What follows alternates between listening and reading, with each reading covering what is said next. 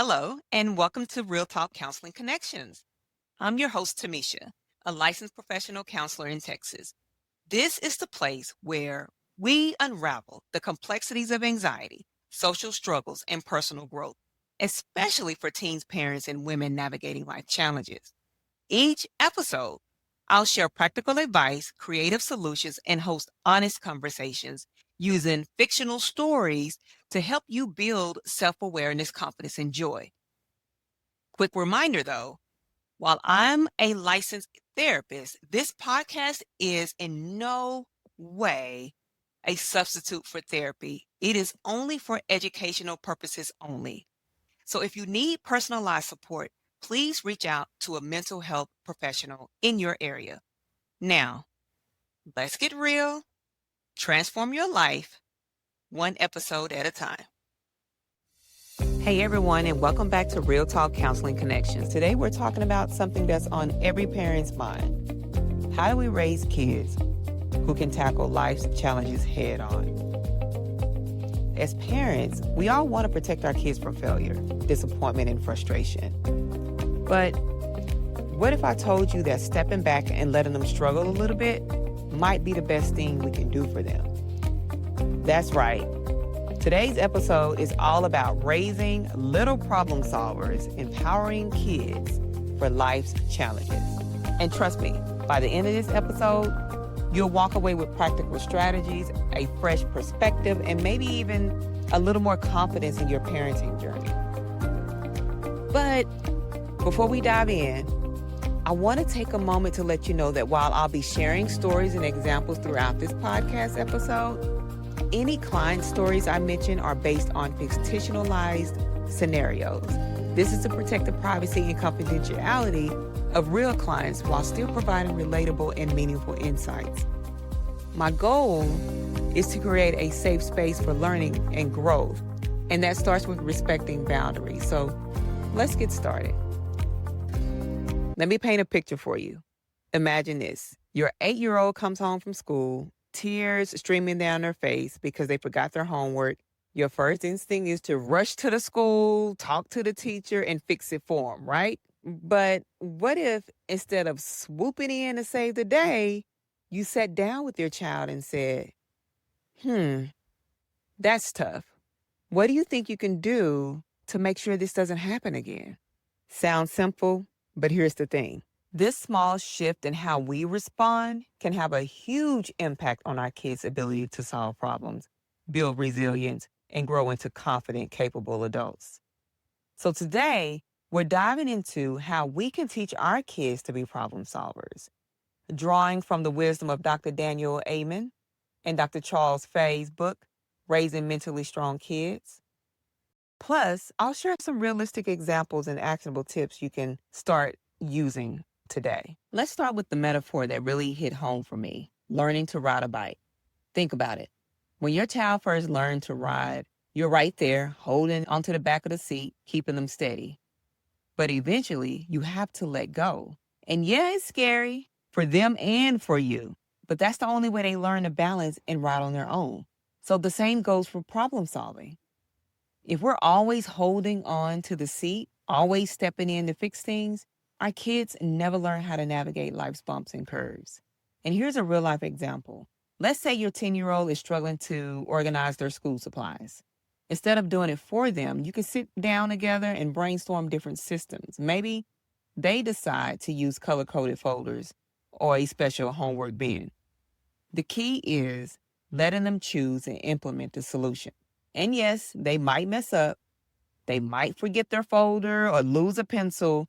But those little mistakes, they're stepping stones to learning. Now, let's talk about mental toughness. This is all about helping your kids develop resilience and confidence in their ability to handle challenges. Here's another example. Imagine your 12-year-old is working on a science project and they're stuck on how to design their experiment. Instead of giving them the answers, you might ask, what have you tried so far? What do you think your next step could be? This kind of guidance encourages them to think critically and creatively. And when they finally figure it out, that sense of accomplishment is priceless.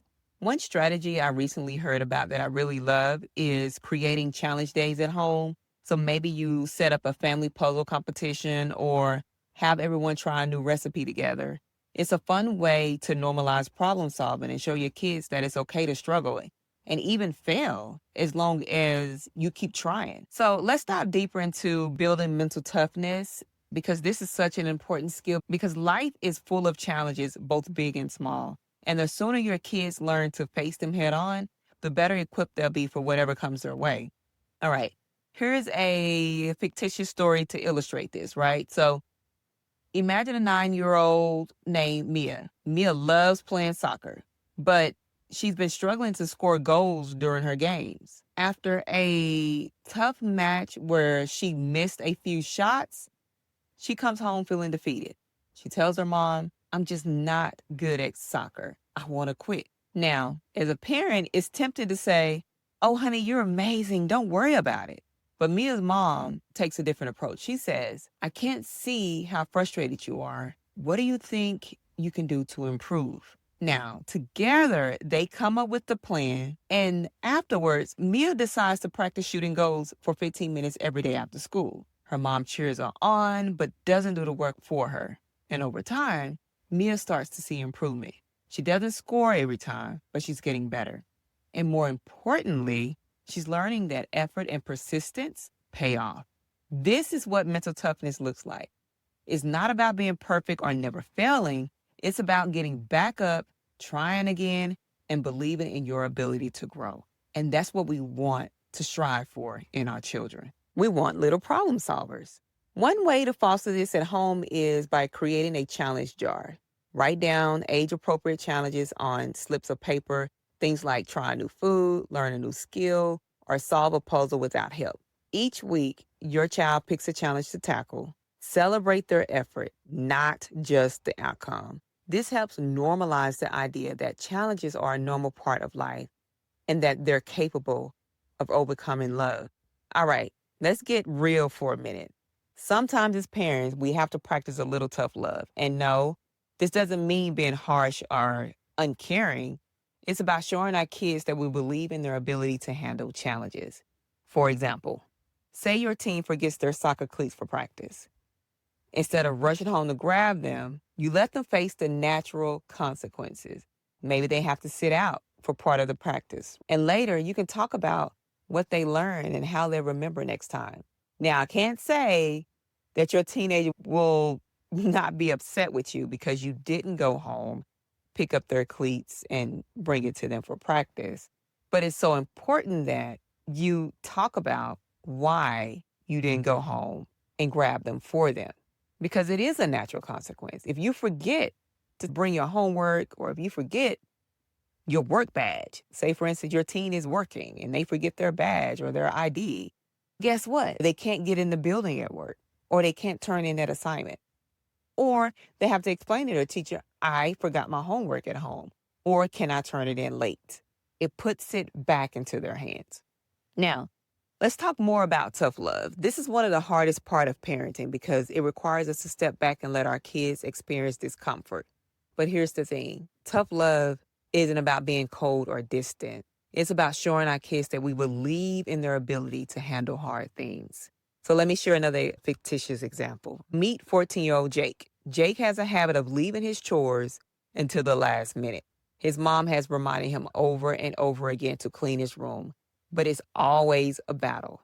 So one day, mom decides to try a different approach. She says, Jake, I'm not going to remind you about your chores anymore. If your room isn't clean by Friday, you won't be able to go to your friend's house this weekend. So Friday rolls around and Jake's room is still a mess. His mom holds firm. No cleaning, no weekend plans. Of course, Jake is upset, but his mom stays calm and says, I know this is hard, but I believe you can figure this out. What's your plan for next week? This is tough love in action. It's not about punishment. It's about teaching responsibility and accountability. Jake learns that his actions have consequences, and he also learns that he's capable of managing his time and responsibility. So mom put the ball back in Jake's court. Jake knew he couldn't hang out with his friends that weekend or the upcoming weekend if he had not cleaned his room. So mom wasn't necessarily being mean. She was just teaching him responsibility and accountability. Lessons he's going to learn throughout his life. And here's another tip. When practicing tough love, always pair it with empathy. You might say, I know this is frustrating and I'm here to support you, but I also know you can handle this. This balance of firmness and warmth helps kids feel safe even when they face challenges. So it's not easy to step back, but it is important. Tough love teaches responsibility and shows our kids that their actions do have consequences. All right, let me get back on track. So another strategy is to model how you handle your own mistakes. Maybe you burned dinner one night. Instead of getting frustrated, you could say, well, that didn't go as planned. I guess I'll order pizza and try again tomorrow. This shows your kids that even adults make mistakes, and that's okay. I really like this episode because as a parent, I've had to balance tough love and then doing things for them. And it's a skill that you have to build up as a parent because naturally we want to rush in and we want to take care of things and fix it for them. But as they become adults and when you start raising little problem solvers, quote unquote, as they age and mature, they're able to solve their own problems and they'll want to solve their own problems. And that's when you know you've done a good job because every action has a consequence, right? So you want your children to be responsible. You want them to be accountable. Okay, so let's talk about mistakes because let's face it, they're going to happen a lot. But here's the thing, mistakes are where the magic begins. So think about it. When your child spills their milk, instead of getting frustrated, you could say, oops, what do you think we should do to clean this up? Now, it's a small moment, but it teaches them that mistakes aren't the end of the world. They're just opportunities to learn. One of my favorite ways to embrace mistakes is by sharing my own. Maybe I'll tell my kids about the time I burned dinner because I got distracted. It's a lighthearted way to show them that everyone makes mistakes and that's okay. Let's spend a little more time on embracing mistakes. This is such a powerful mindset shift, not just for our kids, but for us as parents too. So here's another fictitious story to bring this to life. Imagine a family baking cookies together, right? Your 7-year-old Emma is in charge of measuring the flour, but she accidentally spills it all over the counter, which is very realistic. It can happen. So she freezes up, expecting her dad to get upset, but instead he says, oops, that happens to me all the time. What do you think we should do now? Emma thinks for a moment and says, maybe we can sweep it up and measure again. Her dad smiles and says, great idea. Let's try that. This small moment teaches Emma that mistakes aren't disasters. They're just part of the process. And when we respond with patience and curiosity, we show our kids that it's okay to mess up. Now, me being transparent, I had to learn that skill because I am very structured in what I do, how I do things, and how I process things. And so when my kids were younger and we were baking, if they spilled something or just made a mess, I would naturally clean it up and I would say, baby, don't worry about it. I'll take care of it. And I didn't realize, I know better now, but I didn't realize that I was taking away that power from them. I was taking that away from them instead of instilling it back into them and then normalizing that mistake. So it can be a learning opportunity. Now we know better, we'll do better. So one way to reinforce this at home is by creating a mistake jar. Whenever someone in the family makes a mistake, they write it down and put it in a jar. And at the end of the week, you can pull out the slips and talk about what everyone learned. This helps normalize mistakes and turn them into learning opportunities.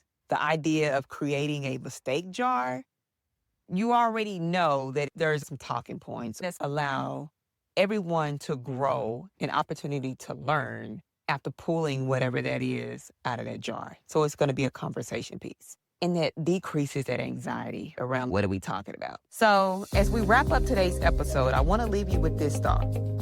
Raising problem solvers isn't about having all the answers. It's about asking the right questions and creating a safe space for your kids to explore, struggle, and grow. Raising problem solvers isn't about being a perfect parent either. You know, it's about being a present one. It's about giving your kids the tools, the space, and the support they need to tackle life challenges, one step at a time. So whether it's building mental toughness, practicing tough love, or embracing mistakes, every small step we take, they add up. And remember, you don't have to do it alone. Find you a support group, friends who have children or who are new parents like you, or who will have teenagers in their home. But if you're looking for more resources or support on this journey, I encourage you to visit Affinity Counseling Connections PLLC website, affinitycounselingconnections.com. We've got tons of blogs, tools, and even counseling services to help you and your family thrive. Thanks for joining me today on Real Talk Counseling Connections. Don't forget to subscribe, leave a review, and share this episode with a friend. Until next time, take care of yourself and your little problem solvers.